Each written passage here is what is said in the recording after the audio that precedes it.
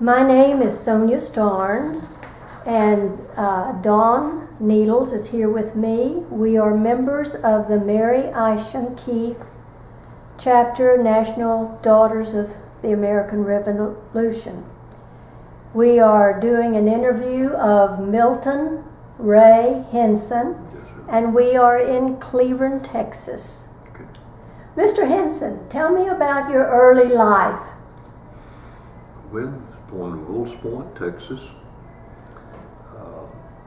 Probably spent the first 6 or 7 years of my life there and moved to Dallas.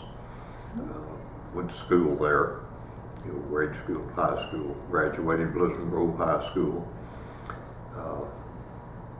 College was very different schools. You wouldn't seem like I could get bored and I go somewhere else. And most of my college time was scattered out among 3 or 4 different colleges. Just wherever I was living at the time, I'd go to school there.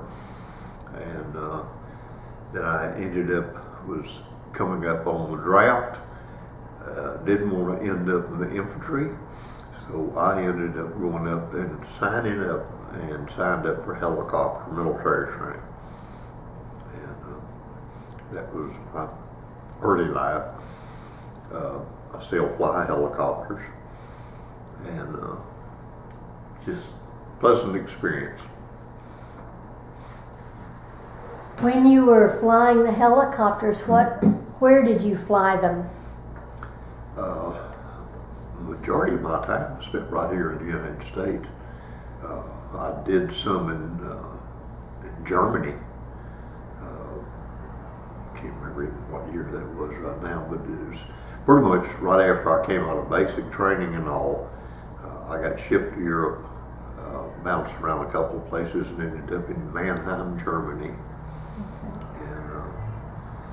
Spent almost 3 years there, got a discharge, came back to the States. Okay. While you were in Mannheim, were you carrying troops or supplies?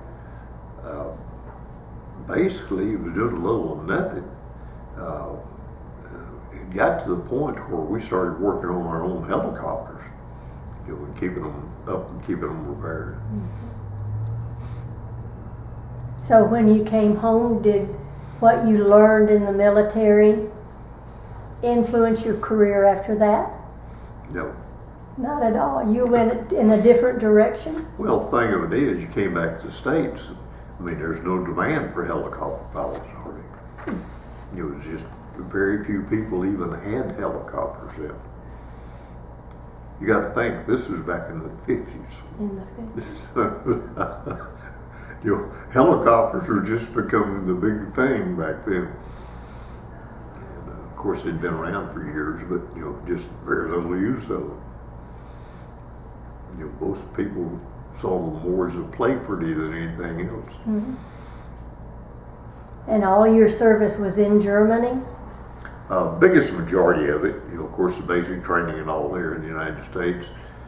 Ended up going to Germany, then came back, and basically, after I got back here to the States, I didn't spend more than 2 or 3 months and got discharged. Okay. I chose to get out. I wasn't looking to make the military a career. But it was a good experience? I'm sorry? The military, was it a good experience for you? Yeah. Had a good time. Got married, had a couple of kids. Well, let's talk They about were both born in Germany. Okay. And that was an experience coming back to the States and trying to get their American citizenship. Was your wife an American? Yes. Okay. And was she in the military? Somebody I went to high school with. Oh, okay. Did you marry her in Germany? Well, I came back to the States on leave. We got married and I carried her back to Germany with me. Okay. Let's go back a little farther and tell me about your growing up. Grew up in Wills Point, Texas. Spent a lot of time in Myrtle Springs. It was the only swimming pool within miles and miles. And they had a real nice pool and all there. And that's where we spent most of our time, was there at Myrtle Springs. Mm-hmm. Well, tell me about your parents. William Way and William Ray and Ruby Henson. She was originally Ruby Coates. She grew up out in the country. He did too. And they met, married, ended up moving to Dallas. There wasn't a whole lot of farm work going on then. Raising cattle was about it. So they ended up moving to Dallas for work. And he ended up going to work for, I don't even remember what the name of the outfit was, but anyhow, it was a bunch that drove the streetcars and buses and all that stuff. You know, streetcars was a big thing back then. You know, just if you had tracks down, it had to go somewhere. Was it with the electricity? Was it connected to electricity? Yes. Yeah. Yeah, it had two rods that went up and hooked to the AC and the DC, and that's how they run, is on electric motors. So you spent a lot of time on the trolley? I'm sorry? Did you spend a lot of time on the trolley? The streetcar? Well, that's basically, if you had to go somewhere, that was it. If you didn't have a car, you went by streetcar. Mm-hmm. You know, that or public bus. I just wondered, since your dad drove it, if maybe you spent more time on it. What now? Since your father drove the streetcar. Yeah, he did. If you spent more time passing the time on it. Well, the thing of it is, it didn't cost you anything. And You know, if you went right on the streetcar, you just got on it. was that good for anybody? It was pretty much just public transportation at that time. You know, had streetcars and the buses, and just catch them wherever. They eventually started charging, I don't know, like a nickel or a dime, something like that. But it wasn't very much. You know, when they first started, it didn't cost you anything. Did your mother, was she a homemaker or did she work outside the home? Well, both. She's a homemaker for years, and then she finally worked for Montgomery Ward's, you know, at one of their stores. You know, peddling ladies' wear or whatever, you know. She was in sales rather than in the business office? Yeah. She worked in one of the stores. It's out near Pleasant Grove or somewhere in that area. I'm not sure. Did you have siblings? Do I what? You have brothers or sisters? Oh yeah, had two brothers and sisters. Were they older or younger? They were younger and died younger. Oh, really? Yeah. And you had a wife and two children, right? Yes. And both boys, you said? Yeah. Are they still around? No. No. The youngest, he died young. If I remember correctly, he was riding a dirt bike and come around a house, and the fence had been open, and somebody closed the gate. He hit that gate, and that was the end of him. Oh, how sad.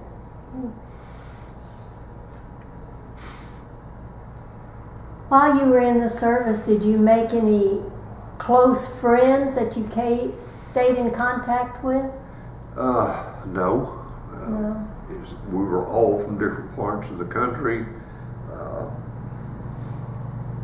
If I'm not mistaken, most of the people in my unit were from the Northeast. And of course, us Texans didn't associate a whole lot with people from the Northeast at that time. They had funny accents and all that. No, it's just, you know, we're not close proximity, you know, as far as where we lived or anything like that. In fact, if I'm not mistaken, my military unit, there wasn't but like one or two people that was even from Texas. When you were not flying your helicopter, did you... I was a helicopter mechanic. A mechanic when you were not working on the helicopter? Yeah. Did you travel in Europe or in Germany? Yes. Very much? Not a whole lot. At that time, Europe was kind of expensive. Okay. And, you know, military personnel, if you didn't go to transfer to a military base or something, you didn't usually travel a whole lot in Europe. because, like I said, the travel was expensive. How long were you over there before your wife joined you? I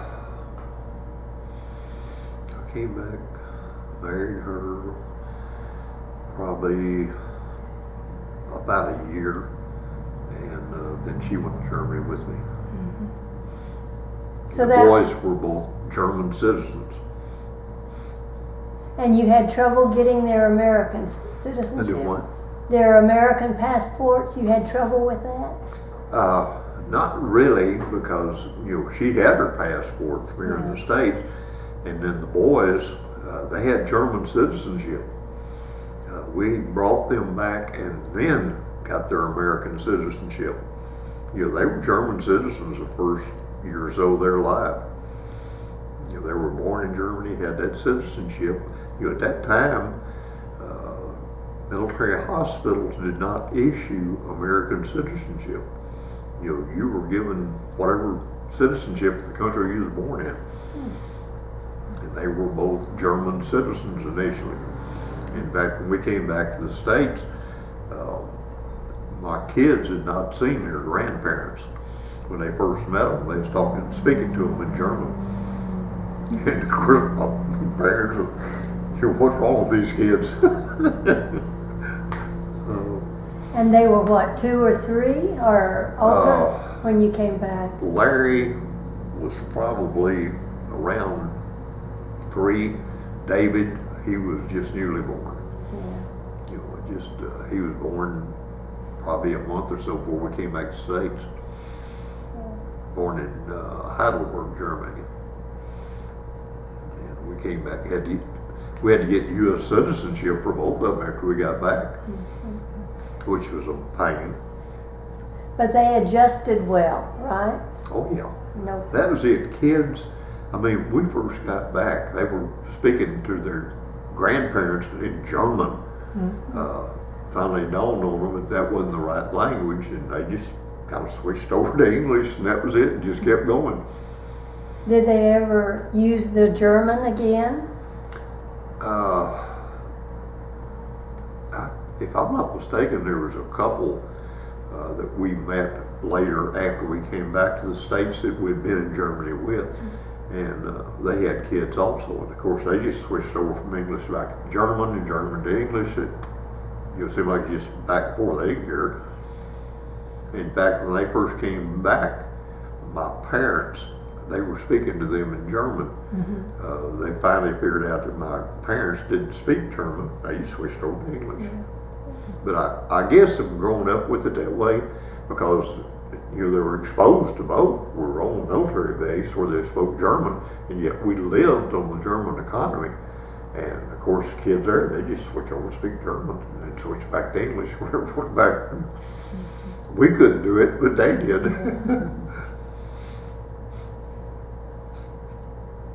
So when you came back to the States, what did you say your career was? We first got back, I don't even remember who I went to work for, but I immediately put in a letter.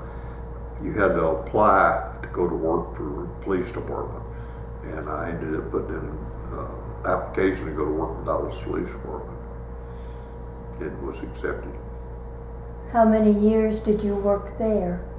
Oh gosh, off and on. First time I was there, I think about 3 years, and I finally went back to work with them. In between the city of Dallas and Mesquite, I stayed at the police department for 30 years. Okay. Law enforcement at that time paid fairly good considered to the rest of the economy, so I just stuck with it.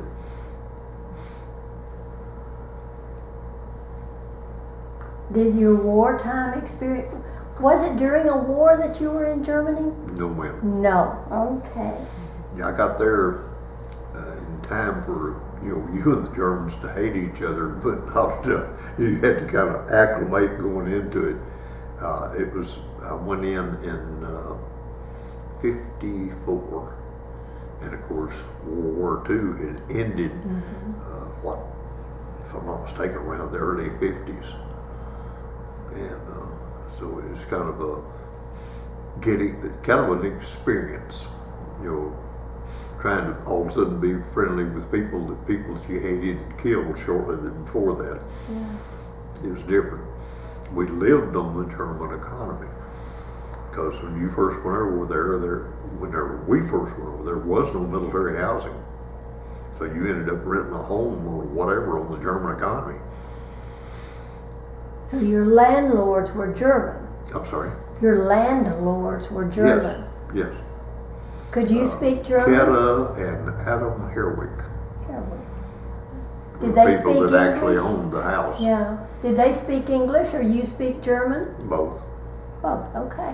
Well, as if we was picking up German and they were picking up English. I mean, it was just a learning experience. Yeah. But they were friendly, sort of? Not particularly. Really? We were tolerated, I guess is what the way you'd place it. It became a friendship, but initially it was like, no, you're Americans, and ours was, you're damn Germans. And it was not real friendly, but it was not adversarial either. So, Well, did the military choose your housing or did you choose it? you had to choose your own housing. I mean, if you were single, I mean, that's no problem. You stayed in the barracks. Mm-hmm. If you were married, you ended up, there was very little government housing for a married couple. So you ended up renting on the German economy. We ended up with Adam and Ketta Erwick. And then living with them, in fact, one of the boys was born in Germany. In fact, come to think of it, both of them were. They came back, they had German citizenship, and then we had to apply for and try to get American citizenship for them from when we first got back. They were born in if I'm not mistaken, it was actually a military hospital, but it was in Germany, and they were issued German citizenship, at that time. But the military was the U.S. military. I'm sorry? The hospital was a U.S. military hospital? Kind of both. Really? It was initially, if I'm not mistaken, a German hospital, and the U.S. government started leasing it, and it became an American hospital, military hospital. Did your military service affect your life after you left the military? No. No way. Well, the thing of it is, helicopters were big in the military then. I mean, H-13 helicopters, that was the big thing in the military. They didn't haul that much, but people liked to travel in them. And at that time, of course, where I lived was factory for Bell helicopter, but there wasn't really that much use of helicopters here in the States. The military was using them, and then it started expanding into the civilian market and all that. But initially, helicopters were basically a military item. Okay. Just very few of them used on the American economy. A lot of them were used in Europe.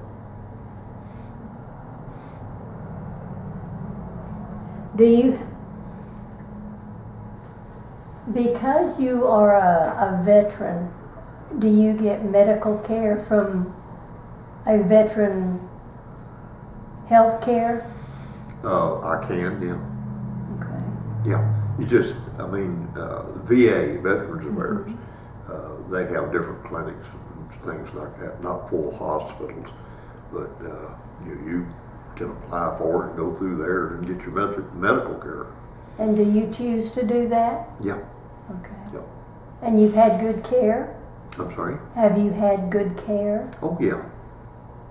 Yeah, to my mind, it was better than what the civilian hospitals were. Okay. They usually, if it was specialty stuff, they had it. Most American hospitals didn't. They were just going to it. You know, the military kind of led the way as far as medical stuff, you know, in that time frame. And it was basically because, you know, they'd had people shot, hurt, whatever, you know, in Europe, and they established hospitals to take care of them. Well, when you went over there as civilians, you ended up, you know, going, as a matter of preference, we ended up, you know, going to an American hospital rather than German. One thing, you know, you spoke the same language. Right. Yes. You know, just the kids were trying to think. I can't think. One or both of them were born over there, but they had German citizenship, and you know, we had to apply for American citizenship to, you know, make them Americans. You know, because they were born in Germany, they had German citizenship.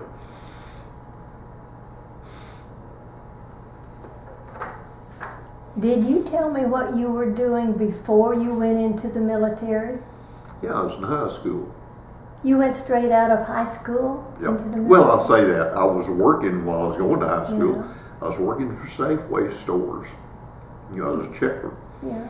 And stayed with that, you know, for a short time after I graduated and ended up going in the military.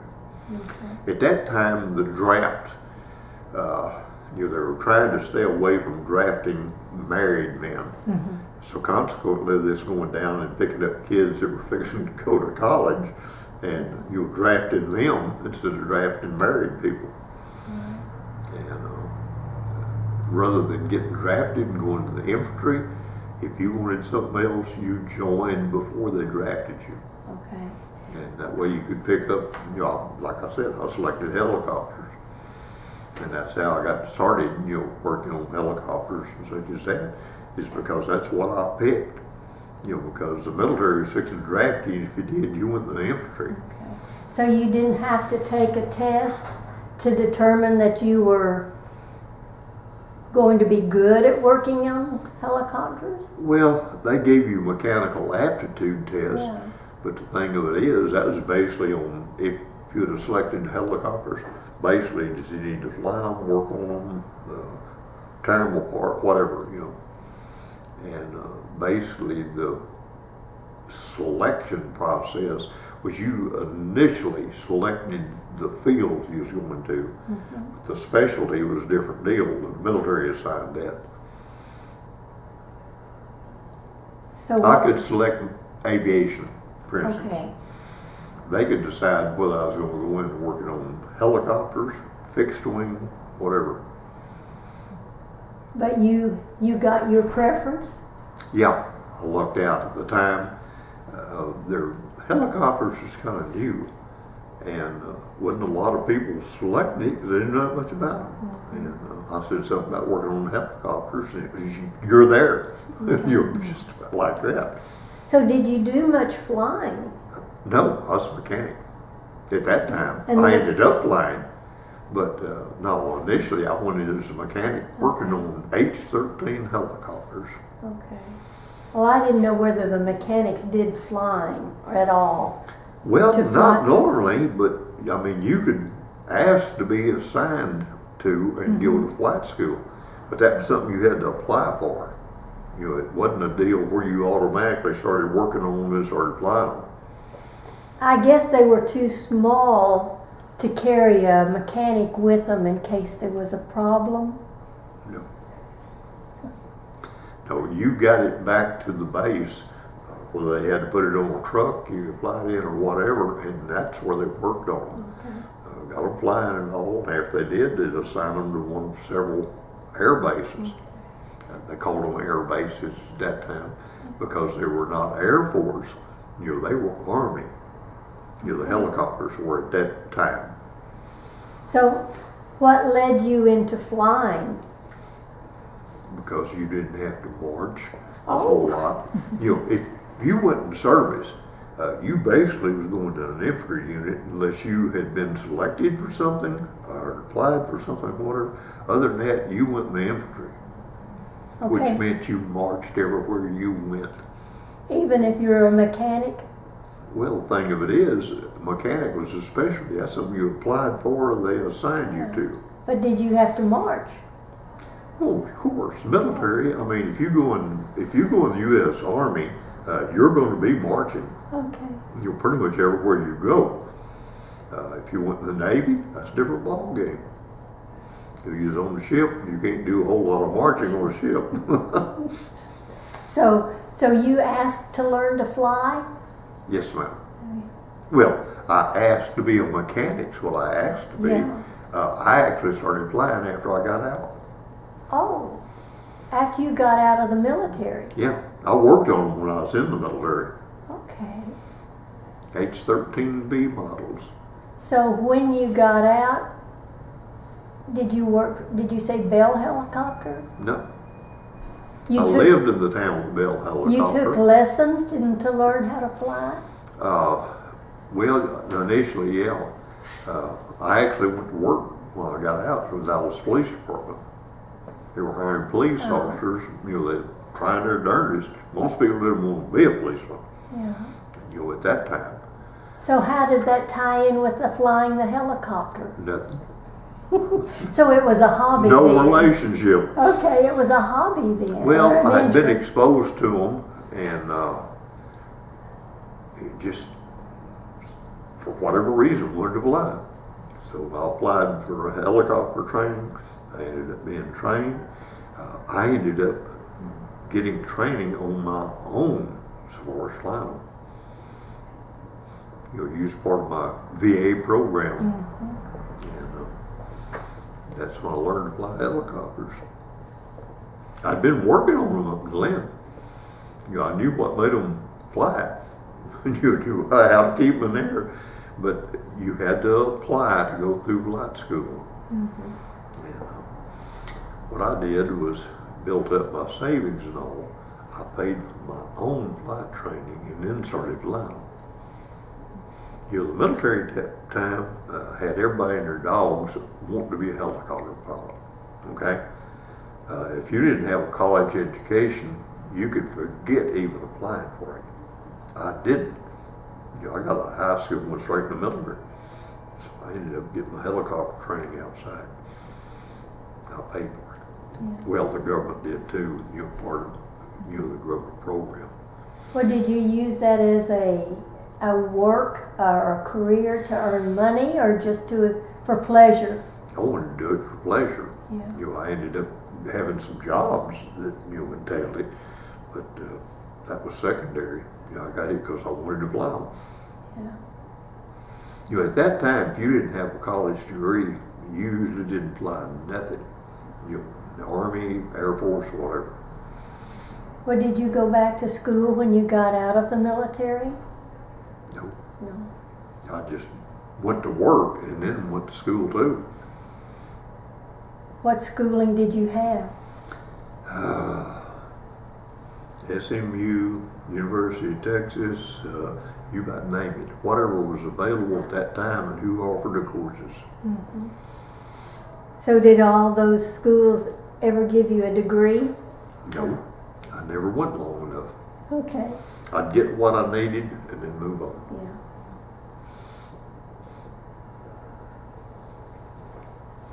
At that time, you didn't really have to have a college degree to get any kind of job other than teaching. Mm-hmm. And you just got whatever college you thought you needed, you know, for whatever you were doing. And that's what college I had. I've got enough to get at least a 2-year degree. Mm-hmm. I just never made going to college, you know, a priority. It just came along. You know, just you'd go to a certain school, spend so many hours, and find out you'd acquired so many hours college. You know, because the military and the colleges were all kind of tied together at that time. You know, it's when they had first started offering college as part of your military education. Up until then, they didn't care if you had any kind of education. They'd find somewhere to put you in the military, usually in the infantry. Did a lot of marching.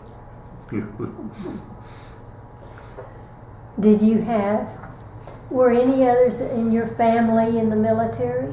No. No, you were the only one. They chose to avoid it. You know, my brothers, if I'm not mistaken, they all went to college to avoid the military. You know, because if you were in college, you didn't get drafted.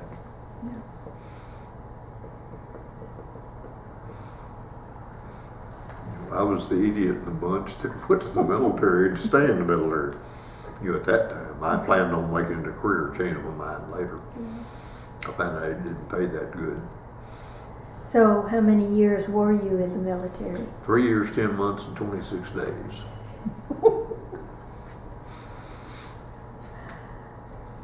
You know, it's right on the end, and your total hours are on your discharge, or paperwork that went with your discharge. So you kept up with that. Yeah, something you never forget. Because, well, everybody was asking you how much college you have. And you got to wear that 3 years, 10 months, 20 days. It's just automatic. Mm-hmm. Very good.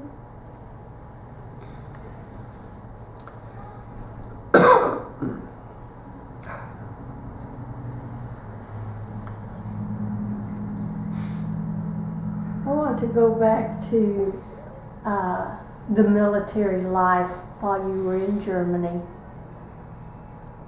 It was primarily working on the machines. Was there anything else about the military life that you recall especially? Just you march to work, you march to eat, you know, whatever. Okay. You know, it just, and of course I worked on helicopters. Okay. You know, basically H-13s. Well, did you have any sort of social life over there before or after you married? Well, I got married while I was over there. Yeah, but that was at home, right? I came back to the States, Yeah. married a young lady I'd been dating, and carried her back to Germany with me. In fact, both my sons were born in Germany, were German citizens, had to apply for American citizenship when we came back to the States. So did you socialize with other married military people Both. over there? You know, that and Germans. And we Germans. lived on the German economy. Yeah. There was very, very little military housing. So what was the town you were in? You said the boys were born in, or one of them was in Heidelberg. Did you Both live? of them were born in Heidelberg Army Hospital. So you lived close to Heidelberg? No, I lived in Mannheim. It's just Heidelberg Hospital. At that time was the closest military hospital. Okay. How close was that? Probably 40 miles. Okay, not too bad. No. For whatever reason, I mean, Mannheim was a bigger town, if I recall, than Heidelberg was. But there wasn't a hospital there. Heidelberg, you had an army hospital, and that's where we went. Okay. Is there anything you would like to include on this interview? Any advice you would I don't give to even know other what people? the interview's for. Is there any advice you would give to young people about I the think, military or anything else? I think everybody ought to have to serve in the military. That's my own personal thought. It gives you a good background. It makes you understand why you have a military and why it's needed. I just think it ought to be mandatory, but that's my thought. Well, we thank you. And I think I forgot to put the date in when we started recording. So I'm going to repeat that this is That'd June be nice 6th. because if I don't see you, I don't know what you're saying. Okay. Because the lip reading, my hearing is not that good. It's bad. All right, we're having this conversation on June 6th, 2018. Okay. And we thank you very much for participating and sharing your history with us. And we have a certificate and a pen to give you if you will. Let me bring it to you. And boy, I didn't even know that when I started this. How about that?